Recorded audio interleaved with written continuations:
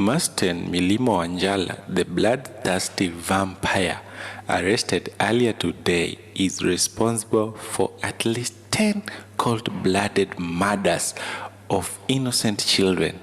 As our detectives have finally established, Wanjala single-handedly massacred his victims in most callous manner, sometimes though sucking blood from their veins before executing them. The 20-year-old vampire has for the past 5 years left families distraught and in anguish, clinging on the hope of finally reuniting with their children. Unbeknownst to some of the worried families, their children were long devoured by the beast and their remains dumped in thickets in Lower Kabete.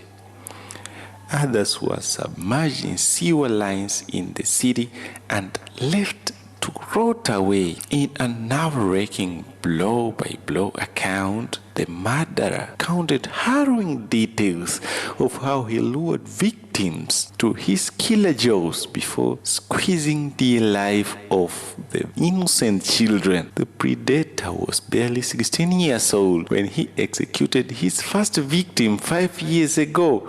Purity Maweo, a 12-year-old girl, was the first to fall prey to the killer. The young girl was kidnapped from Kima Kimwe in Machakos and her blood sucked by the killer before being left for dead. Maweo killing marked the beginning of a spate of child disappearance and executions, all of which the killer documented by date. As detectives who experienced dreary times in the field unraveling the trail of murders discovered 3 years later in Kamukuywa, Kimilili, a 13-year-old boy, only identified as Aaron, was brutally murdered by the killer, who recounted to detectives the gory details of how he killed the innocent boy. Aaron's killing led to protests in Kamukuywa, with residents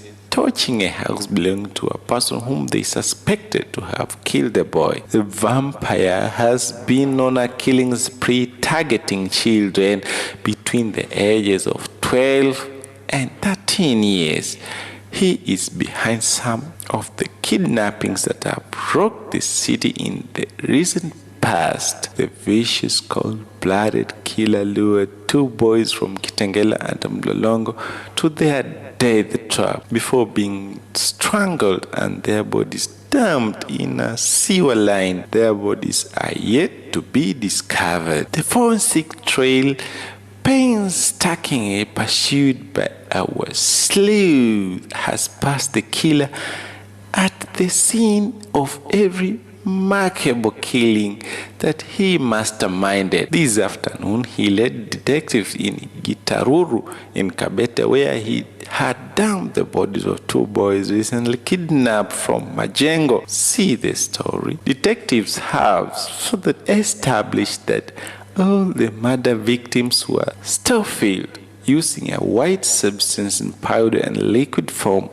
which the victim were either forced to drink or sprayed with before being executed. The murderer, who is unapologetic over his actions, told the detective that he derived a lot of pleasure from milking his victims. As detectives pursue crucial leads to the recovery of the rest of the bodies, it is our belief that the criminal justice system will serve justice to the innocent soul and relieve the heavy hearts of the mourning parents, siblings, and the Kenyan in general. The DCI will spare no effort in ensuring that this trend of crime falls, and in the coming days, the remnants of this trade, if any, will find it extremely difficult to operate. Fichua kwa DCI by calling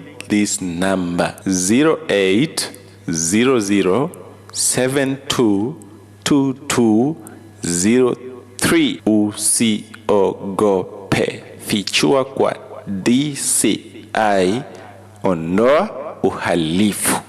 This message comes from you from the Director of Criminal Investigation of the Republic of Kenya, DCI. No part of this message above is entitled to the narrator. This channel is the voice of the people, and we give information on how to stop crime and help spread the information from the reliable sources. Moreover, this message and this update that has been given recently by the narrator, it is of great importance to the community because it comes from the portal of the Director of Criminal Investigation of the Republic of Kenya, which is in the public domain.